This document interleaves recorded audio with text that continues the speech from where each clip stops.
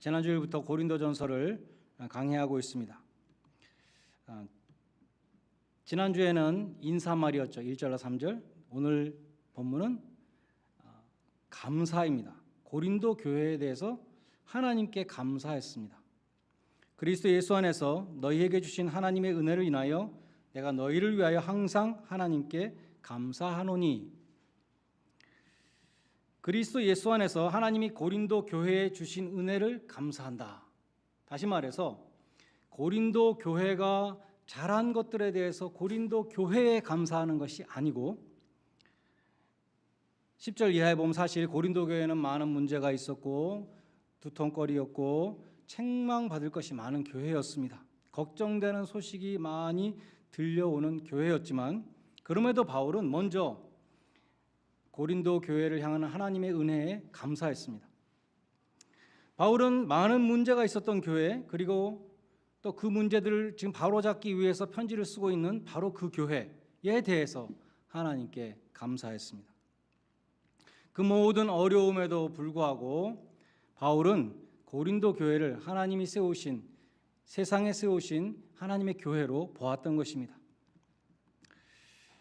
디트리히 본헤퍼라는 독일의 유명한 신학자가 있죠. 라이프 투게더라는 책에서 이렇게 말했습니다. 하나님이 당신을 보내신 공동체가 비록 큰 경험과 눈에 띄는 풍성함이 없고 매우 약하고 믿음이 적고 어려움이 많다 하더라도 날마다 감사하지 못하고 반대로 모든 것이 기대보다 훨씬 못하고 보잘것없다고 불평을 계속한다면 하나님이 우리 모두를 그리스도 안에서 풍성하게 자라게 하시는 것을 방해하는 것이다. 그렇게 말을 했습니다. 감사하지 못하는 사람은 저주받은 사람이라는 말이 있습니다. 마음속에 원망과 불평만 있는 사람은 얼마나 불행한 사람입니까? 가정을 주신 하나님께 감사가 없고 원망만 있는 가정은 얼마나 불행한 가정입니까? 여러분은 배우자를 주신 하나님께 얼마나 감사하십니까? 부모님과 자녀들에 대해서 하나님께 얼마나 감사를 표하십니까? 감사합니다는 천국 방언이라 그러죠. 여러분은 교회에서 얼마나 천국 방언을 많이 말하십니까? 청년을 보내주심에 대해서 감사, 청년을 허락하신 하나님께 감사. 지난 금요일 날 청년부가 개강 예배를 드렸는데요. 신입생들이 많으니까 청년부 사역팀 소개를 하더라고요. 사역팀 여기 스크린에 올렸는데 사역팀이 9개였어요. 주일 찬양팀, 금요일 찬양팀, 미디어팀, 통역팀, 수송팀, 주일학교, 중고등부 2개는 생각 안 나네요.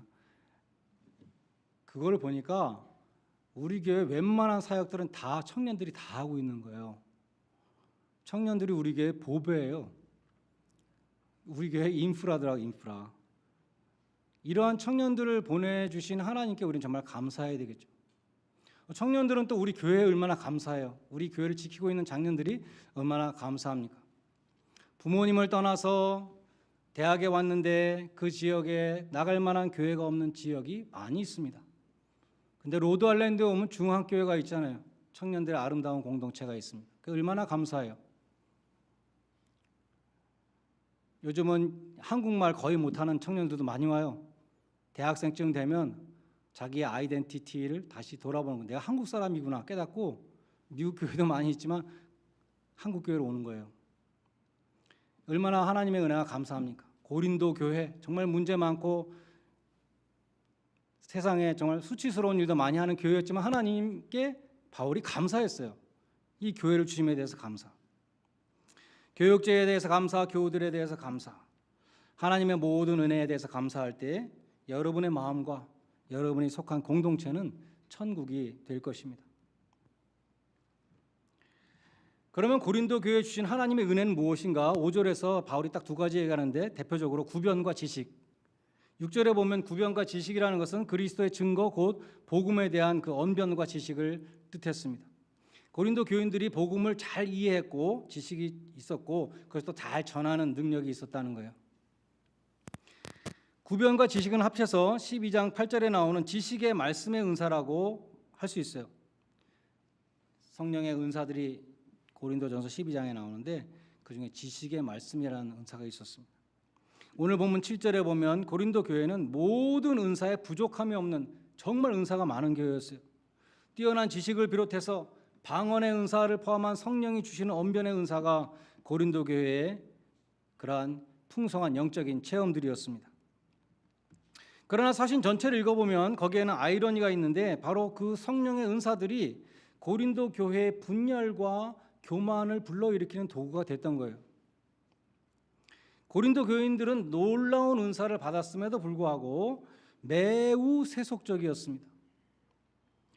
은사를 많이 받았다고 해서 그 은사를 사용할 때 반드시 성령의 인도를 받는 것은 아니라는 것이죠.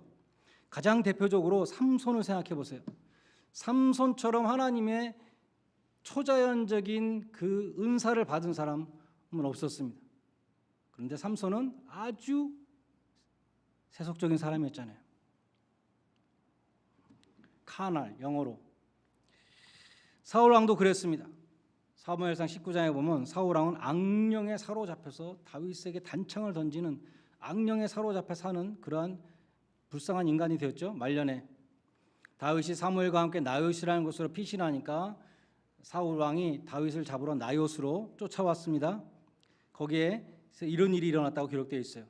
하나님의 신이 사울에게도 임하시니 사울이 라마 나요스에 이르기까지 행하며 예언을 하였으며 또 그가 그 옷을 벗고 사무엘 앞에서 예언을 하며 종일 정야에 벌거벗은 몸으로 누웠었더라. 그러므로 속담에 이르기를 사울도 선지자 중에 있느냐 하니라. 매튜 헬리는 이렇게 주석했습니다. 사울은 이미 하나님께 버림받은 상태였고 악령의 지배를 받고 있는 사람이었다. 그럼에도 예언을 했다는 것이죠. 오늘날도 큰 은사를 소유하고 있으면서도 은혜를 갖지 못한 사람들이 많다.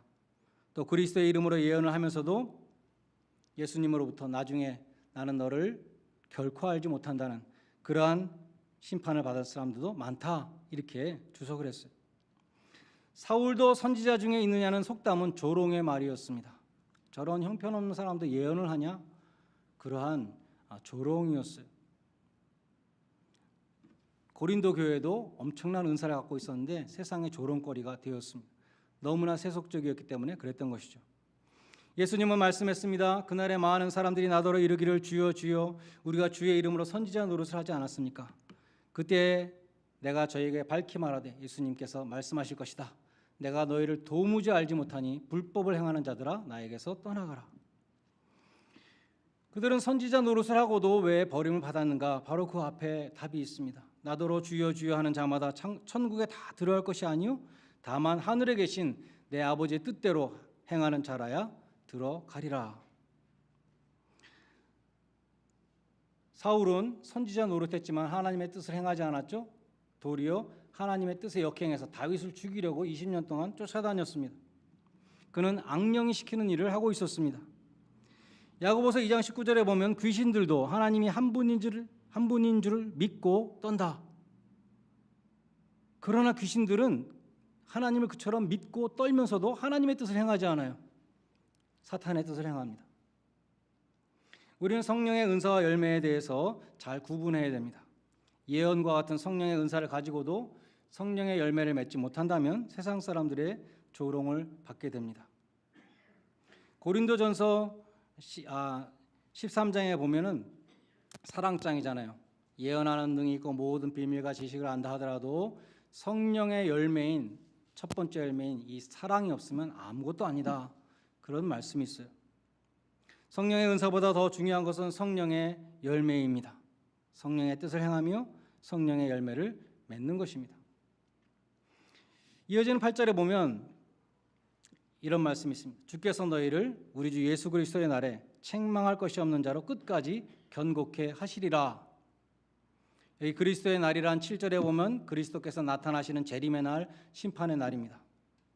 책망할 것이 없다는 구절은 영어 성경에 보면 blameless나 guiltless라고 그렇게 번역되어 있어요. faultless가 아니에요. 잘못이 없었다는 것이 아닙니다.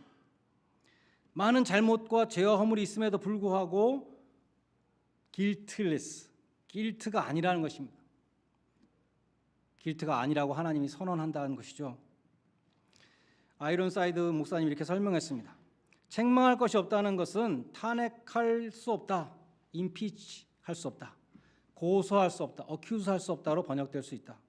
곧 우리가 그리스도의 마지막 심판대 앞에서 심판받을 때 예수 그리스도께서 우리의 모든 죄를 자신의 보배로운 피로 대속하셨기 때문에 하나님은 그 어떤 신자들에게도 죄인이라고 선언하지 않으신다는 거죠. 삶의 모든 문제와 잘못들이 거기서 다 해결되고 우리는 주님 앞에서 탄핵이나 고소를 받지 않는 자로 서게 될 것이다 라고 설명했습니다. 특별히 이 너희를 끝까지 경고케 하시리라 8절의 마지막 부분은 성도의 견인이라는 교리를 말씀하는 구절이에요. 영어로 perseverance of the saints라는 것입니다. 성도의 견인은 칼빈주의 5대 강령 중에 하나입니다. The Five Points of Calvinism 장로교 교리인데 첫 글자로 따서 튤립 TULIP 5개입니다. 여러분이 참고적으로 들으시기 바랍니다. T는 Total Depravity 전적인 부패입니다. 인간의 전적인 부패. U는 Unconditional Election 하나님이 아무런 조건 없이 주권적으로 선택하셨다. L은 Limited Atonement 예수님의 제한 속죄 모든 사람을 위해서 피를 흘리신 것이 아니라 하나님이 택하신 자들을 위해서 피를 흘리셨다는 것이죠. Irresistible Grace 성령님께서 은혜를 베푸실 때 믿음을 주실 때 그것은 아무도 저항할 수 없다는 것입니다. 마지막으로 Perseverance of the Saints 성도의 견인입니다. 이 5가지를 간단히 요약하면 인간은 전적으로 부패했기 때문에 자유의지로 구원받을 능력이 없다는 것입니다.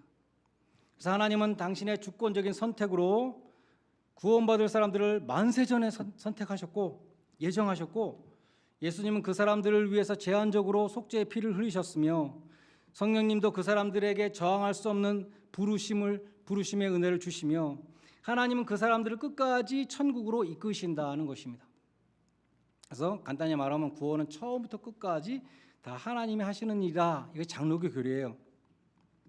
이 칼빈주의 5대 강령은 장로교 교리인데 알미니안이즘에 대한 반박입니다. 오늘날 알미니안주의를 따르는 교회는 감리교회, 침례교회 그리고 한국에만 있는 성결교회가 있어요. 그러니까 장로교가 아닌 것은 다 이제 알미니안이라 할 수 있죠. 알미니안주의는 인간의 구원이 궁극적으로 인간의 자유의지에 달려 있다고 봅니다. 하나님은 모든 사람들에게 공평하게 구원받을 수 있는 기회를 주셨다는 것이죠. 누구든지 믿는 자는 구원을 얻으리라 성경에 말씀했잖아요. 그에 반해서 칼빈주의는 하나님이 만세전에 택하셨다. 19세기에 샘 존스라는 유명한 감리교 목사님이 계셨는데 장로교인과 감리교인을 재미있게 비교했습니다.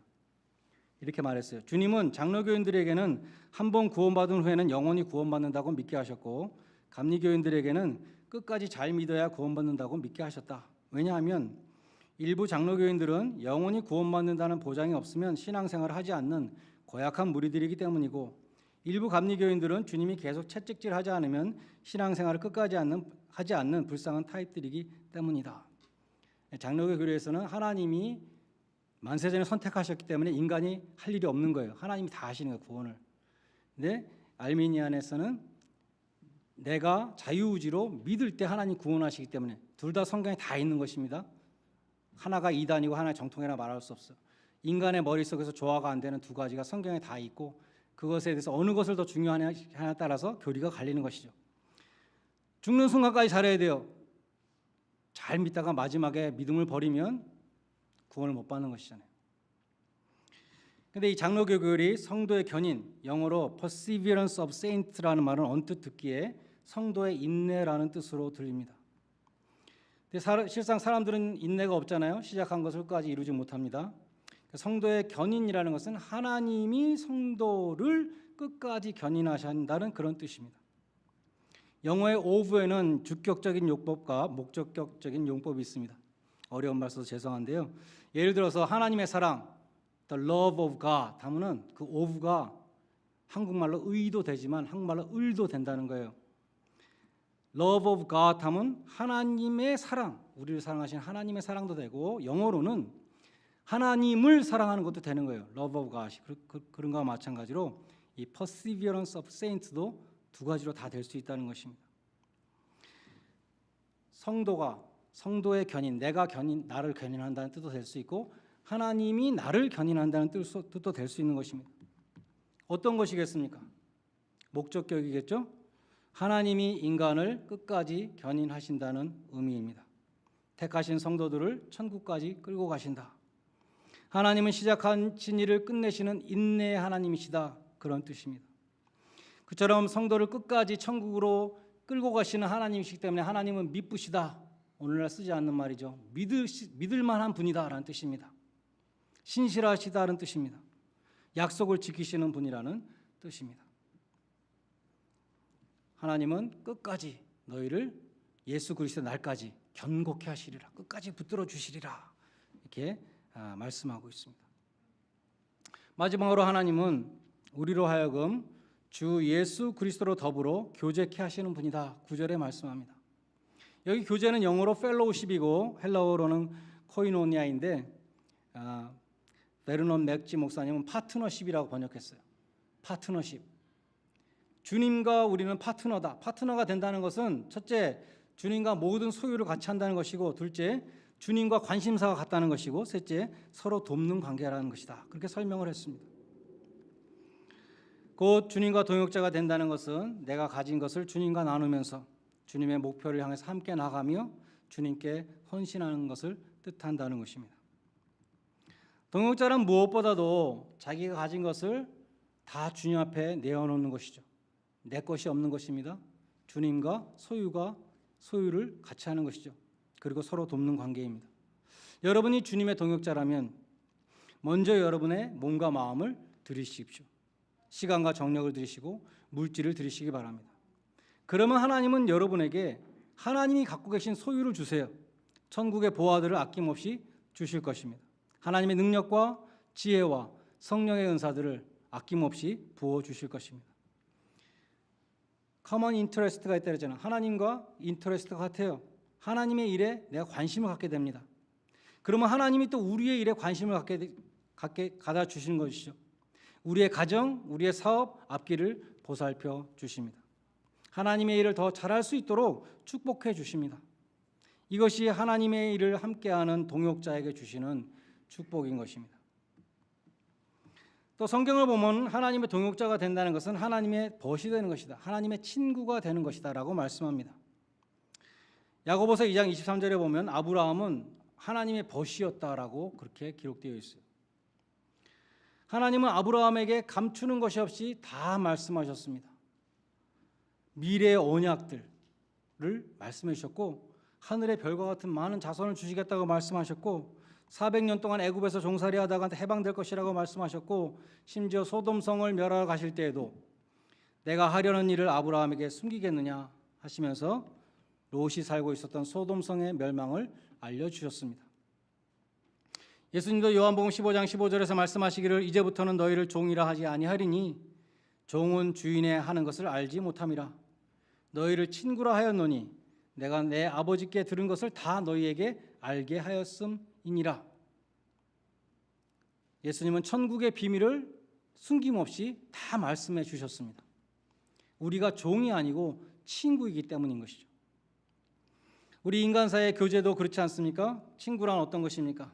대화하고 서로 나누는 관계입니다. 부부 사이에도 말 못하는 고민도 친구에게는 말할 수 있는 것이죠. 털어놓은 비밀을 미끼로 괴롭히는 사람은 친구가 아니겠죠. 친구라면 같이 아파하고 자기 일처럼 걱정해 줍니다. 친구는 말도 안 되는 푸념도 다 받아줍니다. 친구 사이에는 체면이 없습니다. 가식도 없습니다. 숨김없이 마음을 다 여는 것이 친구잖아요. 하나님과 교제한다는 것이 바로 그런 것입니다. 하나님이 우리를 벗으로 삼으셨다는 것이 바로 그런 것입니다. 우리는 하나님께 마음속에 있는 모든 것을 쏟아부을 수 있습니다. 그것이 기도입니다. 하나님 앞에서는 비밀도 없고 체면도 없습니다. 하나님이 우리의 기도를 다 들으신다고 성경은 말씀해요. 요한일서 5장 14절에 그를 향하여 우리의 가진 바 담대한 것이 이것이니 그의 뜻대로 무엇을 구하면 들으심이라. 들으신다는 담대함이 있습니다. 히브리서 11장 6절은 누구든지 하나님께 나아가는 자는 저가 계신 것과 자기를 찾는 자에게 상 주시는 이심을 믿어야 할지니라. 그런 자를 하나님 기뻐하신다고 말씀합니다. 나의 모든 연약함을 동정하시는 주님께서 나를 위해서 또 간구하신다라고까지 말씀합니다. 우리는 마치 친구와 대화하는 것처럼 하나님 앞에 그 누구에게도 말할 수 없는 고민과 슬픔과 두려움을 내려놓습니다.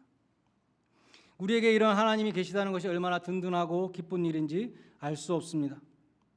하나님이 우리에게 요구하시는 것은 무엇입니까? 솔직함이죠. 솔직히 죄를 자백하면 용서해 주십니다. 두려움을 고백하면 용기를 주십니다. 의심을 호소하면 확신을 주십니다. 앞길을 의탁하면 인도해 주십니다. 우리의 친구가 되셔서 성령께서 말할 수 없는 탄식으로 우리 기도를 도우신다고 말씀합니다. 주님께서 우리의 친구가 되어주셔서 우리의 연약함을 체휼하시고 동정하시고 불쌍히 여기시고 우리를 위해서 친히 간구하신다고 성경은 말씀하고 있습니다.